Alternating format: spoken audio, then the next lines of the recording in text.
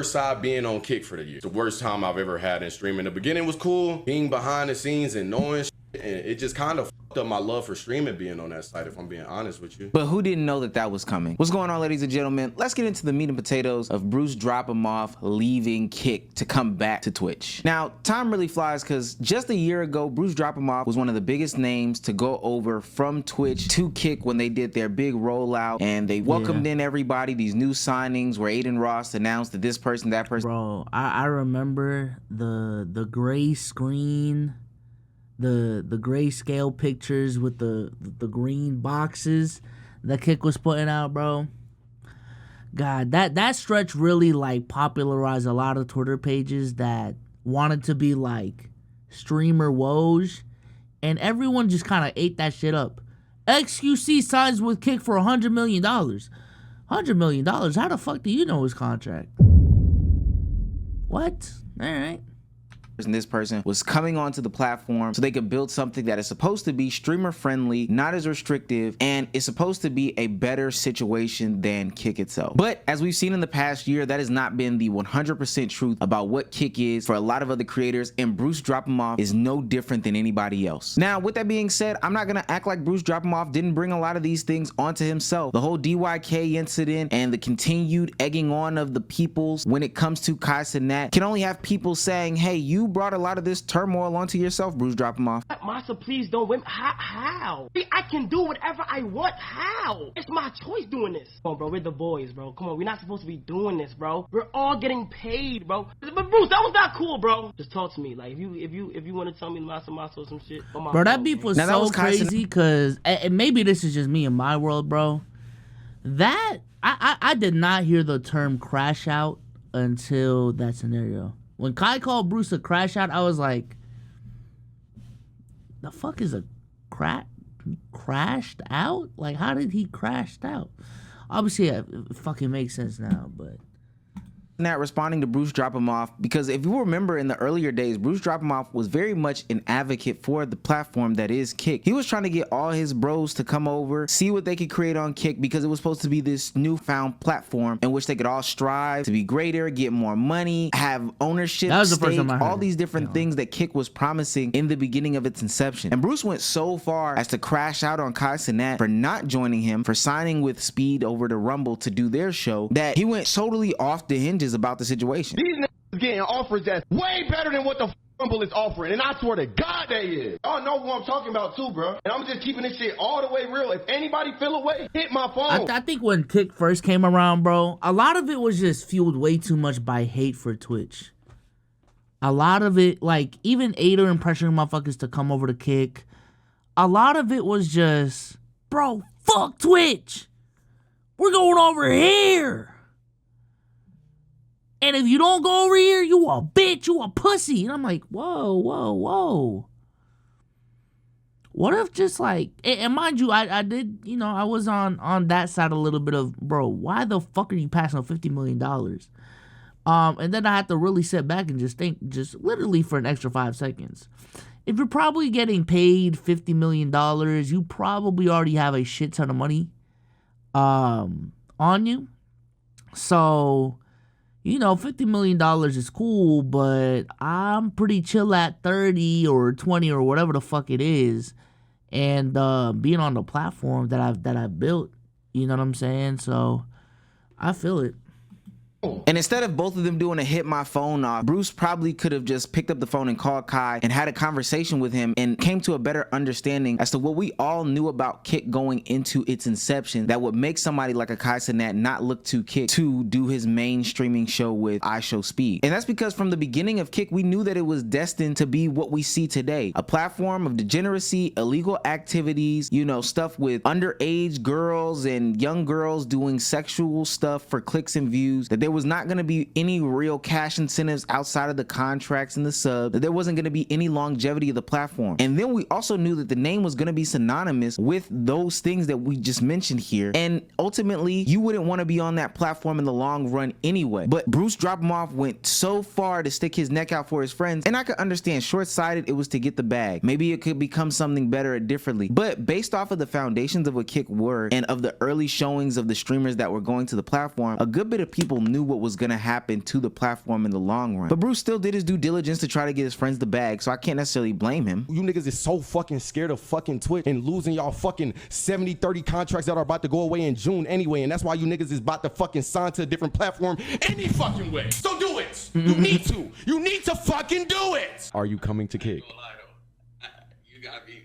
This shit look. I ain't gonna say, yo, I ain't gonna lie. This shit look kind of cool, and like imagine like the shit I used to say and I'm saying it now, like the shit that be going on in my brain without thinking, damn, I can get banned. Josh, I literally just told a nigga to jump off. I think this whole situation as well has just because there are a lot of content creators that hate on Twitch, and are very critical of Twitch. But I just think, bro, the Twitch community, the Twitch poll, the Twitch motion, I'm gonna keep it a stack, bro. It is just different. I've experienced, I've tried streaming on other platforms. Twitch motion is just different than any other motion out there. Twitch has the most loyal fan bases. And I don't like, it's also a factor of, because I was talking to this guy today, like building social media apps is, especially in 2024, that's one of the hardest things you can fucking do, bro. Like, shit is already established out there. You know what I'm saying? Like, everyone's core apps are already established out there. You know, motherfuckers got YouTube, Instagram, maybe Facebook, maybe Twitter. And like what TikTok had to be to get into everyone's daily routine was crazy. You know what I'm saying? What Twitch had to do to get into everyone's daily routine is crazy. So to ask everyone or ask a shit ton of people to download a new app, while I understand that is fucking lazy in terms of, bruh, all you gotta do is download a new app and sign up for a new account. This is some shit you've done before. Like that is a pretty tall task to ask for people to just change out their habits, you know. For bridge with cinder block shoes, like, and all that seemed very, very enticing. But again, with that type of foundation, we have to be adults here and understand why Twitch went the way that they did and their, you know, TOS things and the way that they've cultivated their community versus why Kick was going the way that they were. And just because you had somebody like Aiden Ross, who is a big name streamer who has other advantages that you won't have, said come over here on our platform, does not mean that you should follow his path, because the path that he led out ultimately is leading to where Kick is to this day. Kai's going, your Rage is going, Bruce is going, Speed's going, everyone's going to Kick. Think about it, the platform cannot... I think what's also happened, chat, and this is not even something exclusive to Kick, because I seen it when like hella motherfuckers were signing on to YouTube, when YouTube was handing out big bags, when there was a little bit of a streaming war between when the streaming war was YouTube, Facebook, Twitch, and whatever Ninja signed to. I saw it back then, and I really am surprised that I didn't bring it up during this time. Contracts make creators lazy. They just do. I've seen way too many sample sizes of people, especially if it's, yo, hey, all you gotta do is stream X amount of hours, and you'll get the bag that you signed for. It takes away the creative incentive to keep on innovating, to essentially be paid on your performance. You know what I'm saying? I think that's some shit that has happened with, I think Dr. Lupo specifically or some shit. But I've just seen it way too many times. Like, quality just degrades by a decent amount once you get a contract, because of the fact that you actually have the stability and the actual paperwork to say, oh yeah, all I gotta do is go live for 5 hours. Once I hit hour 5, oh, I'm done. Oh, say less, and then I can walk out of here with $60,000 or however many there is. Like, in the long run, it's actually gonna hurt you when you try to get that renewal and you weren't innovating, and you know you get used to that, I don't know, $60,000 a month check, and now that shit is gone. It's actually gonna hurt you in the long run.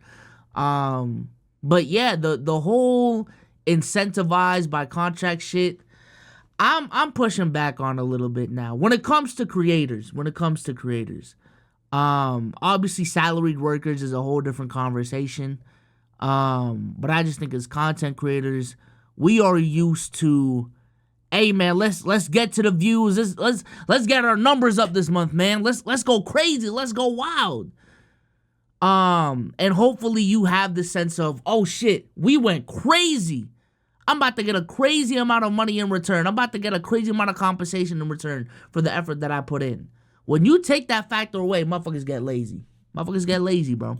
Everyone goes. Well, not only was he 50% wrong, people are actually leaving the platform that you decided was going to be the landing spot for all these people. So fast forward, we have BruceDropEmOff about a year later saying that he is going to return to Twitch, the platform that was so bad. And he had teased it a couple of months ago where he had did some solo stream, and this could be based off of his numbers dropping off. But listening to his words, I think it'll be very telling as to why he is coming back over to Twitch. I'm going back to Twitch full time. We are taking over Twitch again, yes. Now, we could ultimately say that it was for a money play. You get your contract, you're here for a year, and then you go back to the platform that ultimately you have the most fame and notoriety on. Trust me, been there, done that, bought the t-shirt. But we know that there is more to it than that. And when BruceDropEmOff does his first stream back on Twitch, he kind of alludes to what a lot of people were feeling about Twitch as a platform, the community, and really the behind the scenes stuff that goes on with Twitch that nobody talks about. The worst time I've ever had in streaming. The beginning was cool, being behind the scenes and knowing shit, and it just kind of fucked up my love for streaming being on that site, if I'm being honest with you, because I got lazy. And yeah, you niggas probably seen the number that I was making an hour. I ain't gonna say if it's true or not, because that ain't none of y'all goddamn business. It killed my motivation for it because it was no creativity within it. It's just do the craziest shit or you're lame. Suck a dick on stream or nigga, you're Quilly. Put the dick in your mouth, nigga. You're Quilly. I don't even know what that means. I think two things were very interesting in what he said. First and foremost, the idea of a guaranteed salary is proven to bring out laziness in all these content creators. Now, I remember the numbers from back then, and Bruce was pulling off a 2-year, $80 million contract. If you deduce $40 million annually, and let's just say that these numbers are true, into what Bruce would make hourly, that would be $19,233.77 hourly. That would, oh God, would make literally anybody lazy. If I'm getting that guaranteed, there would be no reason for me to stream. There would be no reason for me to get creative or innovative or do new challenges or whatever the case may be on any of my kick streams. I would just sit back and relax and have a great time. But speaking of the idea of not wanting to be creative, one, you're already making that money, so there's no need to do those things. And then two, what creativity on Kick is the car streams where people are cutting up in traffic and getting into hit and runs, is the publicly antagonizing people and taking food off their plate. It's the putting your mom in different situations in order to get you some money stuff. It's all these things where you're antagonizing real life people, teenagers on the internet, like Bruce said, sucking a dick for people to have pleasure. But those types of things are what we talk about a lot on this channel. I think the problem with Kick too is no one has grown on that platform. I think it was a good sign that Kick, not necessarily a good sign, but Kick was developing a sort of identity to it. But no one was growing on Kick outside of these degenerate ass streamers. You know what I'm saying? And I think going over to Kick for guys like Bruce, for guys like Rage, for guys like XQC on a full-time basis, that's just promoting stagnancy, in my opinion. And, you know, y'all already know how I feel about that whole stagnancy conversation when it comes to content creation. But that's a scary place to be in. That's a scary fucking place to be in.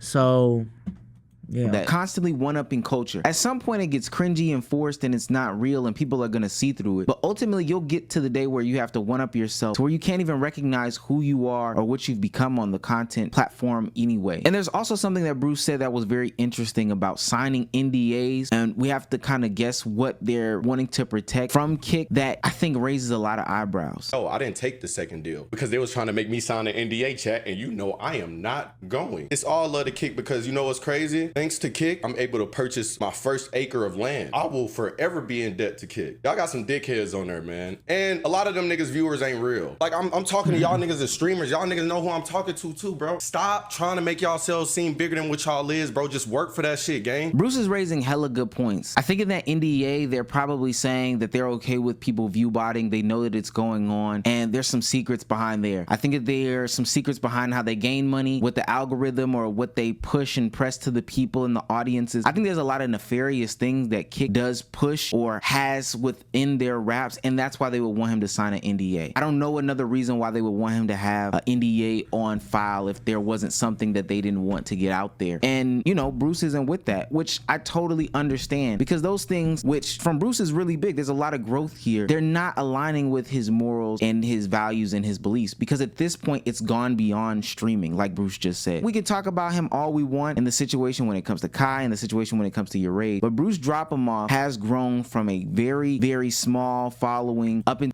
I also think, bro, Kick just didn't really actually fix the problems that Twitch had. I'm gonna keep it a stack. If Kick is Twitch but better, was it really that? From the moderation tools, from the TOS, I'll give Kick the TOS lean in terms of being more lenient, so on and so forth. But I think we're seeing now that, maybe that TOS on Twitch exists for a fucking reason. You know what I'm saying? Maybe they weren't just being dickheads from day one. All these edge cases proved to be, things that have been problems. The issues that Twitch had in terms of discoverability, they literally just made a Twitch clone. You know what I'm saying? Hell, even the moderation problems that Twitch had also existed on Kick. Just a lot of things. Quality, stream quality is better on Twitch from my understanding. Like a lot of, and also being able to make money on ads is better on Twitch, way better on Twitch than on Kick. I understand Kick has the sub split, but that shit is not as big of a factor as a lot of y'all think it is, to be honest with you.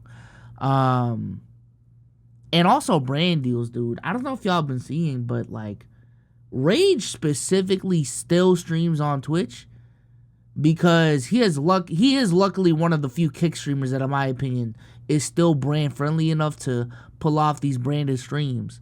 But I'm pretty sure these brands are literally telling motherfuckers, bro, yo, if we are going to sponsor a stream, that shit can't be on Kick. It can't. And we all know how big sponsorships are a part of things in content creator culture. Yeah.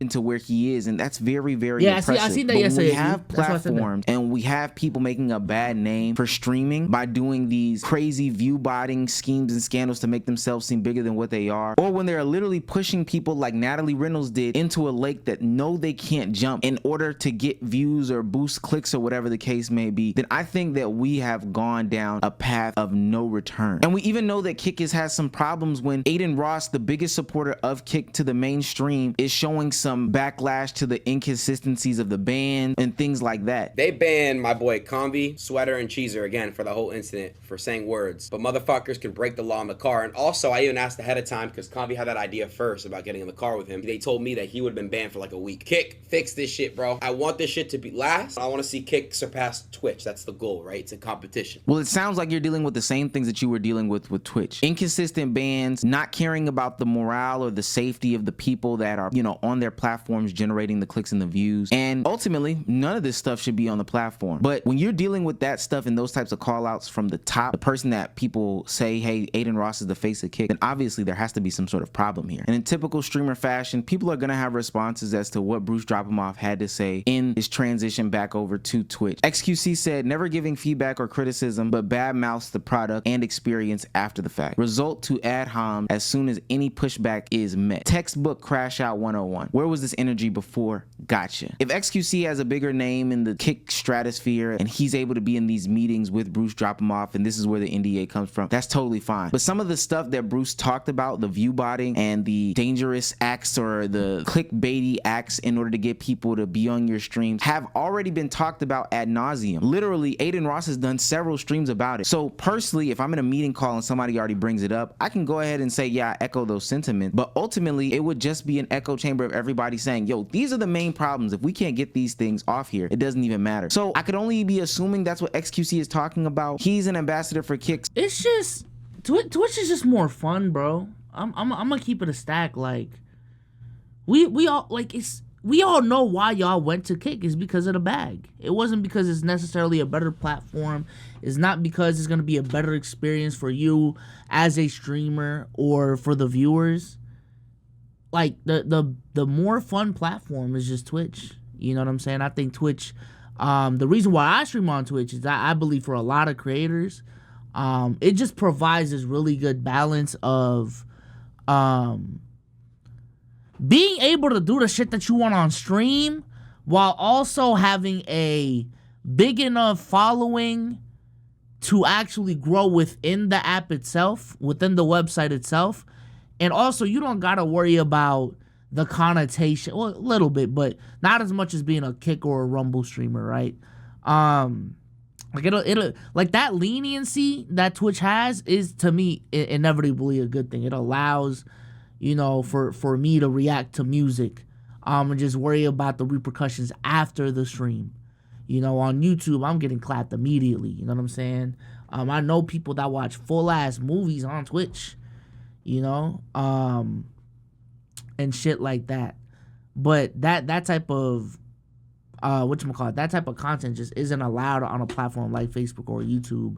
And then on Kick, the environment's just too toxic, bro. It's just too toxic.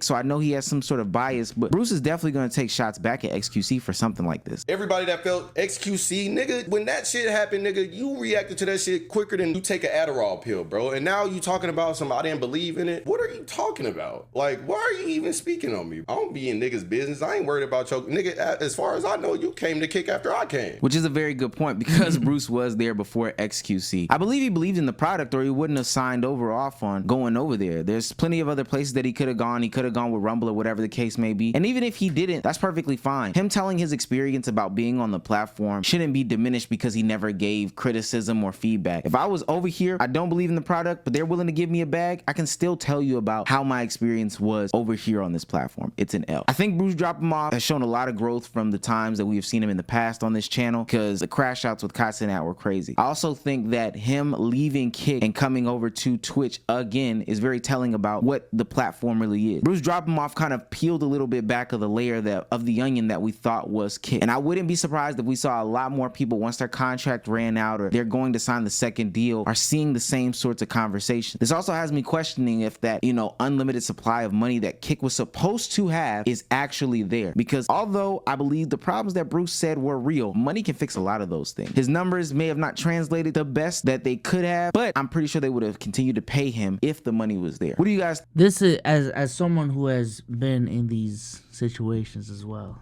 you know what I'm saying? This is what happens in content creator land, right? Once a contract is up. Number one, you gotta reevaluate if you can even get a re-up, right? So again, with Kick, is there even money to dish out for a second contract, for an extension? You know, you give these motherfuckers $40 million. $80 million for 2 years, so on and so forth. All right, bet. Let's rock for the next 2 years. All right, boom. 2 years has passed, and I think for a lot of these contracts, 2-3 years. I don't know when Kick started, but I feel like we're coming up on the 2-year term on some of these. Boom, it's over. That guaranteed is gone. The creator is now thinking, all right, I cannot think of this as I'm starting from ground zero. I'm starting from ground zero again. I already have an established platform here. I've recently established a new platform here. Based off of the vision of my brand, what is the incentive? What are the pros and cons on choosing one platform over the other? Now that the guarantee is not there. Now that the contract is not there. You know what I'm saying? And that's when you really got to establish, all right, where does my platform truly belong? And if I'm a guy like Bruce and there is no contract on the table, or maybe even if there is a contract, it's just they doing too much to the point where I'm not even thinking about, you know, what that contract is. What does Kick provide to me? Without that contract, am I truly making more money on Kick than Twitch? Probably not. In terms of growing my brand, would I make more on Twitch, or would that continue more on Twitch than Kick? Probably. You know what I'm saying? And especially for like a PR disaster, I guess, that Bruce went through. I do think going back to the platform that he built, going back to the app that he made his fame off of, and trying to rekindle some of those relationships that he lost with, certain audience members that just didn't switch over. I think it's a great move. It's a great move. You know what I'm saying? So, shout out to Bruce, man. Shout out to Bruce. Obviously he didn't fucking snake me, so I can only take that whole Kai beef so seriously. But I think this is a guy that's definitely shown growth ever since then. He's still getting clowned on. That is a 2011 on his resume. And Kai is head honcho when it comes to the streaming shit for a lot of motherfuckers. And when when he doesn't fuck with you, there's not gonna be a lot of people that fuck with you as well, in my opinion. But yeah, man, I ain't gonna lie, I fuck with Bruce, man. I don't know. I don't think he's that bad. Like I think I've told y'all this before. Like out of everyone in DYK, the dude that I genuinely watched the most was probably Bruce, man. I'm just keep it a stack. Let's look at the comments. What are the comments saying? Atlanta to Atlanta. Atlanta on Atlanta crime is crazy. Bruce fell off because of his fallout with Kai and Rage, and both communities are big enough to shit on Bruce's career. He's not getting invited to stuff because of the BS with them too. I agree. He crashing all the way out. Bruce got dropped off. Omar, AMP isn't gonna bring you back for this. Oh my. These comments are never gonna leave him, bruh. Jesus Christ. Bruce is really the only streamer I actually watch. Glad he's back. Twitch has been boring. It's weird that people are saying that he's starting drama again when his last stream was him being chill as hell.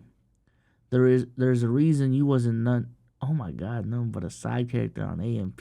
Oh shit. This dude is corny as fuck. Omar corny as hell. Oh. Yeah.